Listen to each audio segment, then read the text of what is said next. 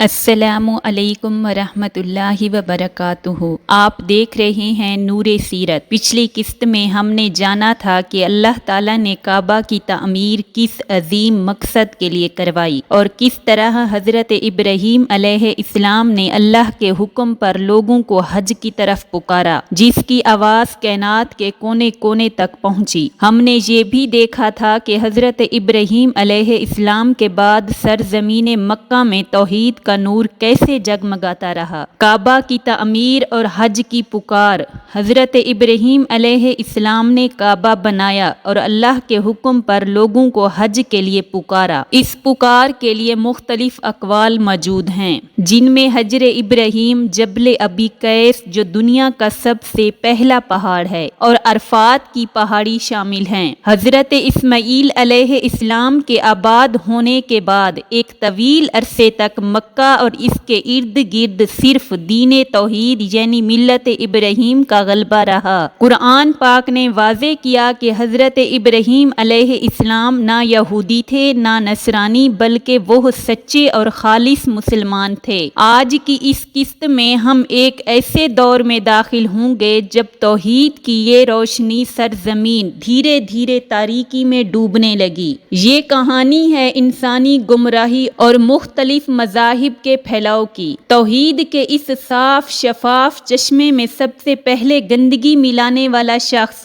عمر بن لہی تھا۔ یہ مکہ کا ایک با اثر اور طاقتور سردار تھا، جس کی بات کو مکہ اور گرد و نواح کے قبائل میں بڑی اہمیت دی جاتی تھی۔ یہ حاجیوں کی بڑی خدمت کرتا تھا، انہیں زمزم میں شہد ملا کر پلاتا تھا۔ ایک بار عمر بن لہی تجارت کے لیے شام کے علاقے میں گیا۔ وہاں اس نے ایک قوم عمالقہ کو دیکھا جو مختلف شکلوں اور دھاتوں کے بتوں کی پوجا کر رہے تھے۔ جب اس نے ان سے پوچھا کہ یہ کیا ہے تو عمالقہ نے اسے بتایا کہ یہ ان کے معبود ہیں۔ اصل خدا تو بہت بڑا ہے جسے وہ نہ دیکھ سکتے ہیں اور نہ اس سے بات کر سکتے ہیں، اس لیے یہ چھوٹے بت ان کے لیے محبت، توجہ اور عبادت کا مرکز ہیں، تاکہ مشکل وقت میں یہ ان کے کام آئیں اور ان کے ذریعے بڑے خدا کو خوش کیا جا سکے۔ یہاں یہ بات جاننا ضروری ہے کہ بت پرستی کی یہ روایت دراصل حضرت نوح علیہ السلام کے زمانے سے چلی آ رہی تھی۔ جب کوئی اللہ والا فوت ہو جاتا تو لوگ محبت میں اس کی تصویریں بناتے، پھر ان پر پھول چڑھاتے، جھکتے اور آخر کار سجدے کرنا شروع کر دیتے۔ آج بھی ہم اپنے معاشرے میں دیکھتے ہیں کہ بعض لوگ اپنے پیروں مرشدوں کی تصویروں کی تعظیم کرتے ہیں، انہیں قرآن سے بھی زیادہ اہمیت دیتے ہیں۔ عمر بن لہی عمالقہ کے اس عمل سے متاثر ہوا اور اس کے دل میں ایک نئی چیز لانے کا خیال آیا۔ اس نے ان سے کچھ بت طلب کیے تاکہ انہیں مکہ لے جا کر کعبہ میں رکھا جا سکے۔ سب سے پہلا بت جو وہ لے کر آیا، اس بت کو کعبہ میں رکھ کر اس نے تمام مکہ والوں کو اس کی عبادت کی ترغیب دی، یہ کہہ کر کہ اب ہمیں ایک خدا مل گیا ہے جس کی ہم کھلے عام عبادت کر سکتے ہیں۔ اس کے بعد ہر قبیلے کے لیے الگ بت بنائے جانے لگے، مثلاً بنو ثقیف، بنو ہذیل، بنو خزاع، بنو قریش، بنو ہاشم کے اپنے بت تھے۔ یہ شرط بھی رکھی گئی کہ یہ بت صرف مکہ کی مبارک مٹی اور پتھروں سے بنائے جائیں۔ نبی اکرم صلی اللہ علیہ وآلہ وسلم نے فرمایا کہ دین اسلام میں سب سے پہلے تحریف کرنے والا اور شرک کا آغاز کرنے والا عمر بن لہی تھا۔ آپ صلی اللہ علیہ وآلہ وسلم نے یہ بھی بتایا کہ آپ نے اسے جہنم میں اپنی آنتیں گھسیٹتے ہوئے دیکھا۔ اس نے یہ حکم جاری کیا کہ ہر قبیلہ اپنا ایک بت کعبہ میں رکھے گا تاکہ اس قبیلے کو شرف حاصل ہو کہ ان کا خدا کعبہ میں موجود ہے۔ اگر کسی قبیلے سے لڑائی ہو جاتی تو ان کے خدا کو کعبہ سے نکال دیا جاتا، گویا خدا بھی جھگڑے کا حصہ بن جاتا تھا۔ جہالت اور گمراہی کی انتہا کا اندازہ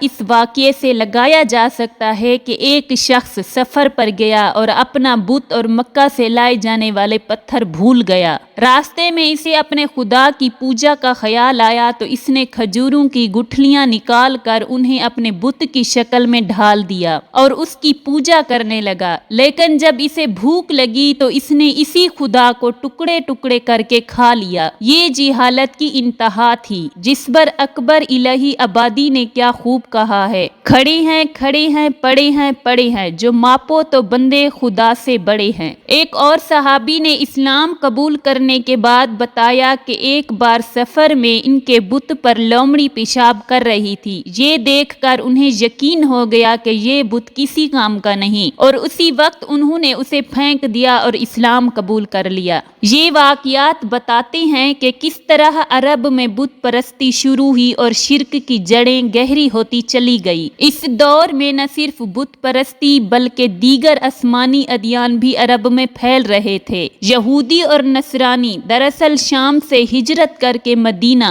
جو اس وقت یثرب کہلاتا تھا، آباد ہوئے تھے۔ ان میں بنو قینقاع، بنو نذیر، بنو قریظہ جیسے یہودی قبائل شامل تھے۔ بات آگے بڑھی اور یمن کے ایک طاقتور بادشاہ ابو کرب اسد کا ذکر آیا۔ اس نے ایک خواب دیکھا کہ حقیر لوگ یمن پر بادشاہ بن جائیں گے۔ اس خوف سے وہ اپنے خاندان سمیت یمن سے ہجرت کر کے عراق کے علاقے ہیرا میں آباد ہوا۔ اس کا بیٹا سنان ابن اساد ایک بہت بڑا بادشاہ بنا۔ اپنی فتوحات کے دوران وہ مدینہ پہنچا اور اپنے ایک بیٹے کو وہاں چھوڑ گیا، کیونکہ اسے علم تھا کہ مدینہ میں علماء اور اہل کتاب رہتے ہیں۔ بدقسمتی سے اس کے بیٹے کو مدینہ میں قتل کر دیا گیا، جس پر تبا نے مدینہ پر چڑھائی کر دی۔ مدینہ والوں کی جنگ نرالی تھی۔ وہ دن بھر تبا کی فوج سے لڑتے، لیکن شام کو ان کے لیے کھانا بھیجتے تھے، کیونکہ وہ انہیں مہمان سمجھتے تھے۔ یہ دیکھ کر تبا حیران ہوا۔ تب دو یہودی علماء اس کے پاس آئے اور اسے مدینہ تباہ کرنے سے روکا۔ انہوں نے اسے بتایا کہ یہ وہ جگہ ہے جہاں محمد رسول صلی اللہ علیہ وآلہ وسلم ہجرت کر کے آئیں گے، اور تم اسے مٹا نہیں سکتے۔ تبا نے ان کی بات مانی، مدینہ پر حملہ روک دیا اور ان دونوں علماء کو اپنے ساتھ یمن لے گیا تاکہ وہاں بھی دین پھیلا سکیں۔ راستے میں مکہ کے قریب بنو حذیل کے لوگوں نے تبا کو بتایا کہ کعبہ کے اندر بہت بڑا خزانہ دفن ہے۔ تبا نے کعبہ کو گرانے کا ارادہ کیا، لیکن فوراً ایک شدید اندھیری چھا گئی اور اسے اپنا ہاتھ بھی نظر نہیں آیا۔ یہودی علماء نے اسے بتایا کہ یہ اللہ کے گھر کی بے حرمتی کا نتیجہ ہے اور اسے توبہ کرنے کا کہا۔ تبا نے توبہ کی اور خواب میں دیکھا کہ وہ کعبہ پر غلاف چڑھا رہا ہے۔ اس نے کعبہ پر غلاف چڑھایا، جس کے بعد غلاف کعبہ چڑھانے کی روایت شروع ہوئی۔ اتنے غلاف چڑھائے گئے کہ بعد میں دیواروں کو نقصان کا اندیشہ ہونے لگا اور انہیں ہٹانے کا حکم دینا پڑا۔ ان یہودی علماء کی وجہ سے یمن میں یہودیت کا غلبہ ہو گیا۔ اس زمانے میں نجران کے علاقوں میں نصرانیت بھی پھیلی، خاص طور پر ہرقل قیصر روم کی وجہ سے۔ اسی دوران ابو نواس نامی یمنی بادشاہ کا ظہور ہوا، جس نے خندقیں کھود کر مسلمانوں کو زندہ جلا دیا، کیونکہ وہ اسے خدا ماننے سے انکار کرتے تھے۔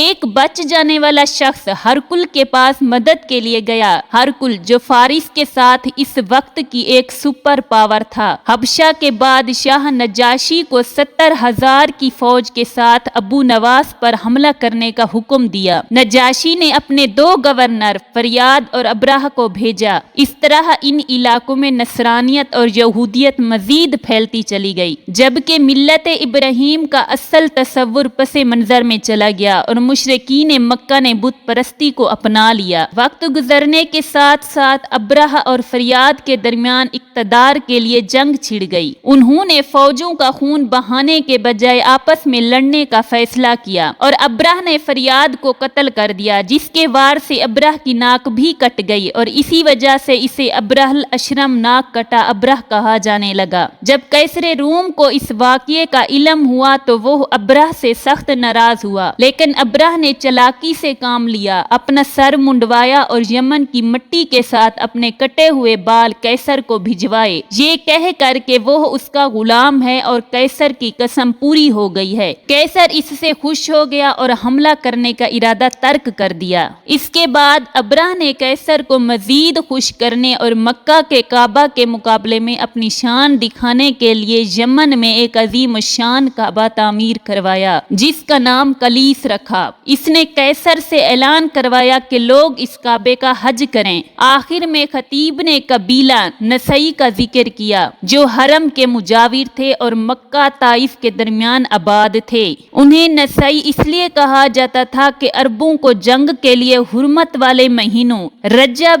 ذی-قعدہ، ذی الحجہ، محرم میں تبدیلی کا اختیار حاصل تھا کیونکہ عرب قوم لڑائی کے بغیر نہیں رہ سکتی تھی۔ یہ تو تھی آج کی قسط نور سیرت کی۔ اگلی قسط میں ہم دیکھیں گے کہ کیسے ابرہ ہاتھیوں کا لشکر لے کر کعبہ کو گرانے نکلا اور اللہ تعالیٰ نے اس لشکر کا کیا حشر کیا ہے۔ آپ ہمارے ساتھ رہیں گے۔ اللہ حافظ۔